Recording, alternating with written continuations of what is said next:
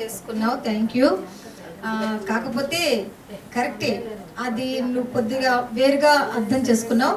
లైనిజంలో నేను చనిపోతానన్నారు, ఒక 5 నిమిషాలు 10 నిమిషాలు ఇంకా బతకదు ఈమె. హాస్పిటల్ నాకు జరిగింది యాక్సిడెంట్ జూపూడ్లో, ఈమె విజయవాడ తీసుకొచ్చేంత వరకు బతకదు, చచ్చిపోతుంది అన్నారు. కానీ ఎవరో నిజంగా వాళ్ళు కుర్రవాళ్ళు, ఆటో వాళ్ళు ఇప్పటికీ నేను మర్చిపోలేను. ఆ కుర్రవాళ్ళు అందరు భయపడ్డారు నన్ను చూసి. మొత్తం రక్తం అడుగులో ఉన్నాను. ఎట్లాగంటే ఒక కారు అద్దాలు పగలు కొట్టుకొని నా శరీరం అంతా బయటకు వచ్చేసింది. ఒక కాలు ఒకటే ఆ అద్దాలకి లోన ఇరుక్కుపోయి ఉందనమాట, ముందు స్టీరింగ్ దగ్గర. చచ్చిపోయాను అనుకున్నారు అందరూ కూడా. నాలో ప్రాణం, నిజంగా నాకు ప్రాణం లేదు. 10 నిమిషాలు 10 సెకండ్ల తర్వాత నాకు ప్రాణం వచ్చింది. ఆ కొద్ది కదిలే తల్లికి ఈ ఆటోలో కుర్రవాళ్ళంతా వేసుకొని ఇబ్రహంపట్నం తీసుకొచ్చారు. ఇబ్రహంపట్నం డాక్టర్ లైనిజంలో ఆయన ఒక డాక్టర్. ఆయన ఏం చేశారంటే, అమ్మో ఇదేదో కొట్లాట్లాగుంది, ఈ అమ్మాయి తల పగిలిపోయింది, ఒంటి నిండా రక్తం, ఎంత భయంకరంగా ఉంది, ఇది నేను చేయనంటే చేయను అన్నారు. కానీ లైనిజం అంటే దాన్ని బట్టి మనం తెలుసుకోవచ్చు. ఆయన నన్ను చూసి, అయ్యో ఈ మేడంని లైనిజంలో ఎన్నోసార్లు నేను చూశాను, ఒక స్టేజ్ మీద మన లైన్ నెంబరు అని చెప్పేసి అప్పుడు నాకు ఫస్ట్ ఎయిడ్ చేసి, ఆయన 108కి ఫోన్ చేసి వచ్చిన తర్వాత నాకు బ్లీడింగ్ బాగా తలపై ఇక్కడి నుంచి ఇదంతా పగిలిపోయింది. ఇదంతా ప్లాస్టిక్ సర్జరీ, ఇదంతా పగిలిపోయి బ్లడ్ ఈ చెవంతా చిరిగిపోయి, అసలు ఎంత భయంకరమైన యాక్సిడెంట్ అంటే అంత భయంకరమైన యాక్సిడెంట్ అనమాట. ఈ చెయ్యి మొత్తం కూడా కట్ అయిపోయింది. అలాంటి సిచ్యువేషన్లో ఉన్న నన్ను ఎవరు చూసినా కూడా నన్ను ఒక 10 నిమిషాలు 5 నిమిషాలే బతుకుద్ది అనుకున్నారు. కానీ లైనిజం మీరు ఎవ్వరు కూడా నమ్మరు. నాకు అందుకనే లైనిజం అంటే చాలా చాలా ఇష్టం అనమాట. మనం ఎంత అలసిపోయి ఉన్నా ఒక్కసారి ఒక మీటింగ్కి వెళ్ళామనుకో, అందరూ ఎంత ప్రేమ ఆప్యాయతలుగా ఎంత చక్కగా పలకరిస్తారు. బాగున్నారమ్మా, ఎలా ఉన్నారు, ఏంటి అని ఎవరు పలకరిస్తారు. ఇప్పుడు ఒకళ్ళని చూస్తే ఒకళ్ళు ఈర్ష్యపడే రోజులు టైం అనమాట.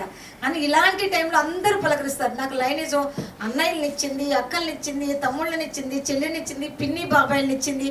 ఒక ఫ్యామిలీ అయితే పిన్ని బాబాయ్ లైనిజంలోనే మేము ఏదో టూర్లో కలిసాం. ఇప్పుడు నా తల్లిదండ్రులు కూడా అంత ప్రేమ ఆప్యాయతలుగా చూడరేమో, అంత ప్రేమ ఆప్యాయతలుగా చూస్తారనమాట. ఈరోజు మర్చిపోయారంట ఇవాళ ఇన్సులేషన్ అని. ఆయన ఫోన్ చేసి, అయ్యో నేను మర్చిపోయాను సార్ దాన్ని బాధపడుతున్నారు అనమాట. వచ్చేవాళ్ళు ఈరోజు భార్య భర్తలు ఇద్దరు కూడా. అట్లాంటి లైనిజం నాకు ఇచ్చింది. నిజంగా ఇప్పుడు వీళ్ళందరూ కూడా ఎంత మంచి ఫ్రెండ్సో వీళ్ళందరూ కూడా. మరి ఇంత మంచి ఫ్రెండ్స్ని ఇచ్చిందంటే లైనిజానికి ఎన్ని విధాలుగా థ్యాంక్స్ చెప్పుకున్నా కూడా నేను కూడా ఇంట్లోంచి అసలు బయటకు వచ్చేదాన్ని కాదు, ఎవరితో మాట్లాడేదాన్ని కాదు, ఎవరిని పలకరించేదాన్ని కాదు. అలాంటి నేను ఇప్పుడు మైక్ పెట్టుకుని మాట్లాడుతున్నానంటే కేవలం నాకు ఇచ్చిన లైనిజం అనే ప్లాట్ఫామ్.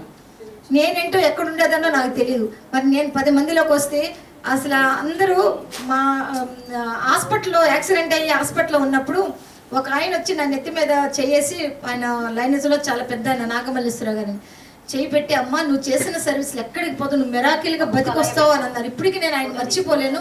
ఆయన వచ్చి హాస్పిటల్లో వీళ్ళు లైనిజం వాళ్ళందరూ వచ్చి పలకరిస్తుంటే డాక్టర్లు అక్కడున్న స్టాఫ్ వాళ్ళందరూ దండం పెట్టేసి, ఆయనకి తలకు దెబ్బ తగిలిందండి, ఐసీయూలో పెడితే మీరేంటి ఈ జనం ఏంటి మేము కంట్రోల్ చేయలేకపోతున్నామని, అసలు ఎవరిని రానియద్దంటే లోనకు రానియద్దని చెప్పేసి ఎంత ఇబ్బంది పెట్టారో. కానీ వీళ్ళెవ్వరూ ఆగల. 10 రోజులకి నన్ను డిశ్చార్జ్ చేసి పంపించేసిన తర్వాత ఇంట్లో హాస్పిటల్కి అయితే ఒక్కొక్కళ్ళు వచ్చారు.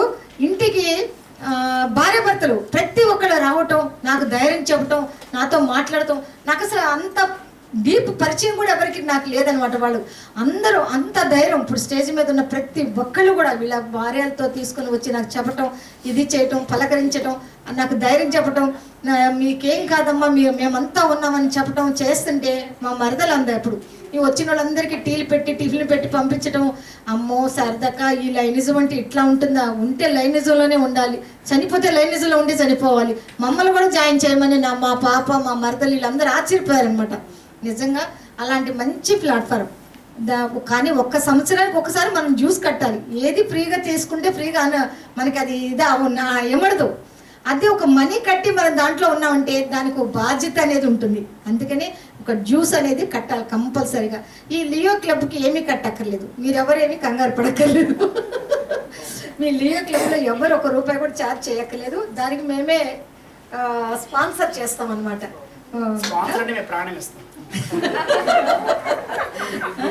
అట్లాగే మరి ఈ అవకాశం ఇచ్చిన మరి మా ప్రెసిడెంట్ గారికి దేవుడు ఆయురారోగ్యాలు అష్టైశ్వర్యాలు ఇచ్చి మరి ఈ సంవత్సరం టాప్ 10 మా గొల్లపూడి కీర్తిని ఉంచుతారని చెప్పి ఆశయంతో ఆవిడని దేవుని దీవించాలని కోరుకుంటున్నాను. Thank you.